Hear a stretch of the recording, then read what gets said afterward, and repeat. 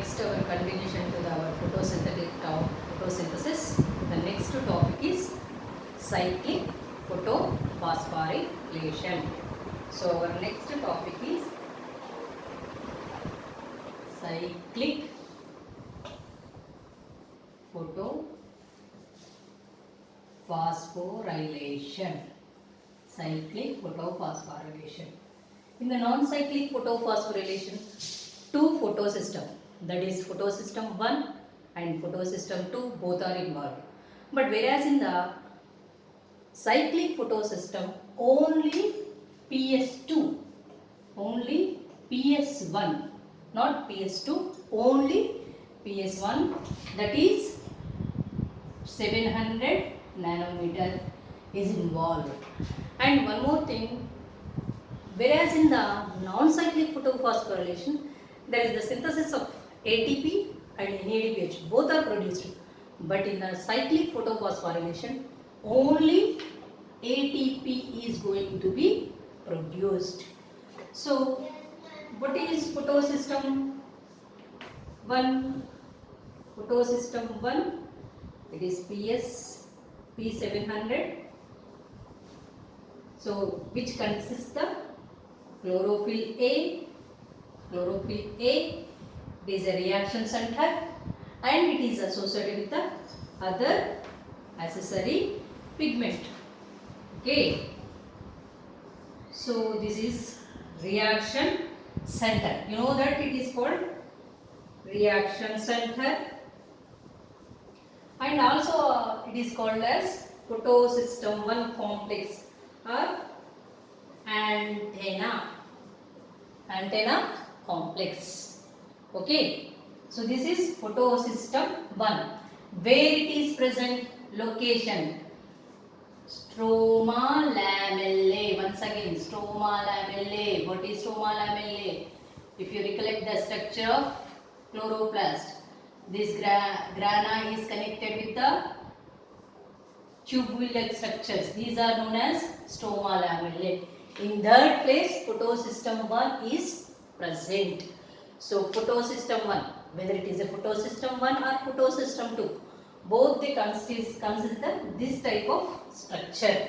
So, system, it is a complex of reaction center molecule and also associated with other accessory pigments.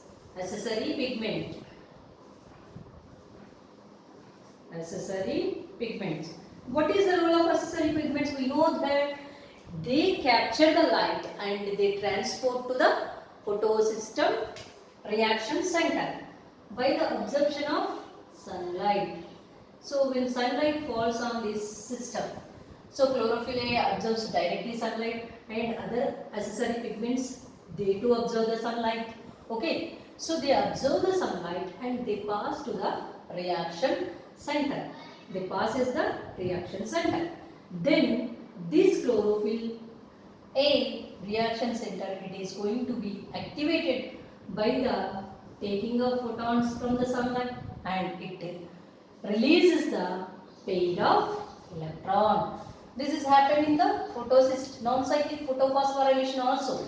So in that also, so reaction center is photosystem 2. First is reaction center, it starts with the PS2. Whereas in the cyclic, it is only one system is involved. So it starts with the photosystem 1. So here the chlorophyll A molecule is going to be activated by absorption of light. It releases the pair of electron. They are going to be accepted by a P. It is not edible P. It is the primary electron acceptor. Primary electron acceptor. So from that primary electron, there are 4 electron acceptors are there in the electron transport chain of cyclic photophosphorylation. 4 electron acceptor. This is called electron transport chain. So where they are going to pass to the next complex, so like that. So from that primary electron acceptor, excited electrons from the chlorophyll A, they are accepted by the primary electron acceptor. So it is passing pair of electrons to first complex is FD. FD is ferridoxin. Ferridoxin.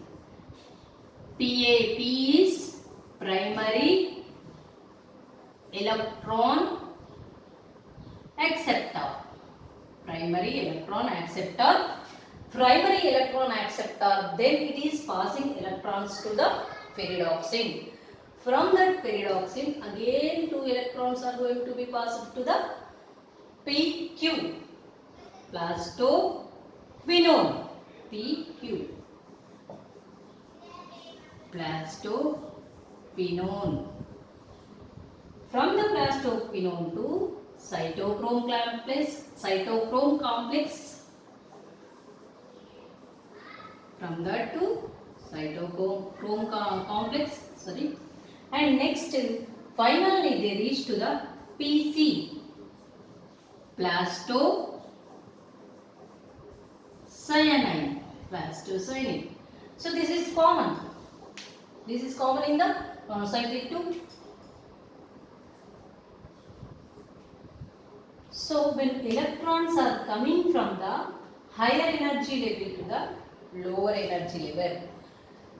So the excited energy, first the energy will be high and it is accepted by the primary electron acceptor. Then they are going to be accepted by the ferridoxin. Ferridoxin is passing to the plastoquinone, then cytochrome. Finally, they are coming to the plastocyanine. While that higher energy, when energy is coming from high level to low level, so there are some amount of energy is released at 2 places. Here, when they are coming from the ferridoxin to plastoquinone. Ferridoxin to plastoquinone. Here, whatever the energy is released, that is utilized to combine ADP plus inorganic phosphate to synthesize the ATP. Okay. So here some amount of energy is released which is used to combine the inorganic phosphate and ADP. Here photophosphorylation. Phosphorylation means what? By adding inorganic phosphate, we are producing ATP, adenosine triphosphate. So at the same time, here also energy is released which is also used to combine inorganic phosphate, again inorganic phosphate by ADP to produce ATP. ATP is produced. So once again, from primary electron acceptor to electrons are coming to the first ferridoxin and then it is accepted by plastoquinone. In that, while they are passing that electrons, energy is coming lower level. So that is the reason they release some energy. That energy is utilized to combine the inorganic phosphate and ADP to synthesize the ATP. And next, again one more ATP is going to be synthesized at the place of when the electrons are passing from the cytochrome to plastocyanine. Again inorganic phosphate ADP is combined by that energy, utilizing the released energy, and they synthesize the ATP. So from this plastocyanine, again this is cyclic photophosphorylation. What is the meaning of cycle? Cycle means where it is started, it come back to the same position. So like these excited electrons, they again come back to the reaction center. That is where? So reaction center, that is chlorophyll A, reaction center. Here, whereas in the non-cyclic photophosphorylation, so first PS2 involved, and the excited electron accepted by the primary electron acceptor, then electron transport chain. From that they are going to be accepted by PS1, PS1 and again primary electron acceptor. Here it is going to pass NADP. So this is Z scheme simply. So whereas in this non-cyclic there is no, again whatever the excited electrons are released from the PS2, they are not reaching to the PS2. So here the reaction center losing the electrons to replenish that, to fulfill that. So there is a water, photolysis of water taken place by taking the light. Water molecule is going to be splitted and two protons, electrons and oxygen molecule is released. So that electrons are utilized to this system. Whereas in this, there is no need of photolysis in the cyclic photophosphorylation. Why? Because excited electrons, they are reaching the same center. Where they are coming from? They are coming from the reaction center. Again they are reaching the reaction center only. But in this process, we saw that they are synthesizing the ATPs. They are synthesizing the ATPs. So this is cyclic photophosphorylation because it is a cyclic. Where the reaction is where the excited electron is coming, there it is reaching the same point. It is in the cyclic. And photo means it requires the light to activate the system. And phosphorylation means synthesis of by synthesis of ATP from inorganic phosphate and ADP. Again, this is non-cyclic photophosphorylation. This is cyclic photophosphorylation. Cyclic photophosphorylation. In this, only photosystem 1 is involved, and it synthesizes only ATPs, not NADPH2s. And it takes place in the stroma lamellae. Where the stroma lamellae is present, it is the connecting link between or we can say it is a connected link of two grana. Two grana are connected with the tube-like structure that is known as stroma lamellae. In the stroma lamellae, group of pigments, we know that what is photosystem? A group of pigments consisting of a chlorophyll A, minimum chlorophyll A molecule, which act as to capture the light. It acts as like an antenna. So it is activated when 700 nanometers wavelength light is available. So it takes the 700 nanometer light, photosystem, the location where the site of this is, where this photosystem is present, in the stroma lamellae. So when taking the light in the form of photons, photosystem 1 is going to be activated. Whenever it is activated, it releases the electrons. It excited and it releases the electrons. So these excited electrons from the photo reaction center, they are going to be accepted by the primary electron acceptor.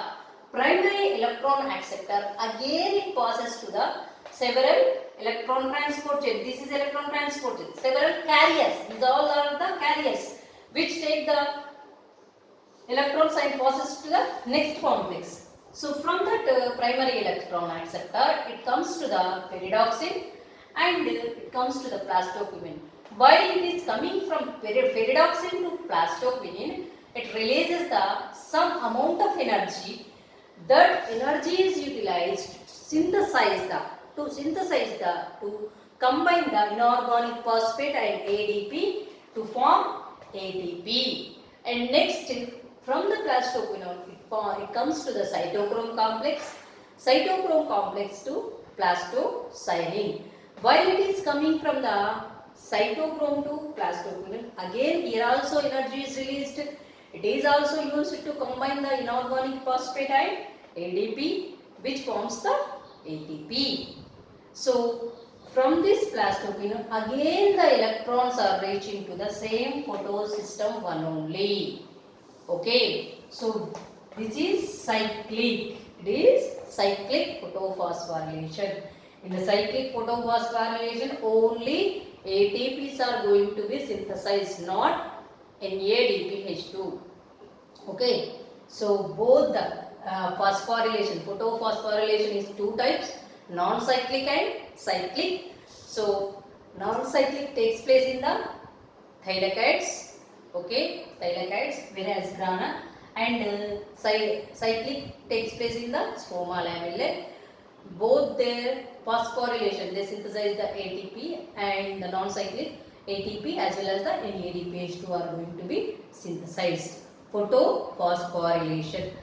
With the help of light, they are going to synthesize the assimilatory powers. Okay, this is non-cyclic photophosphorylation.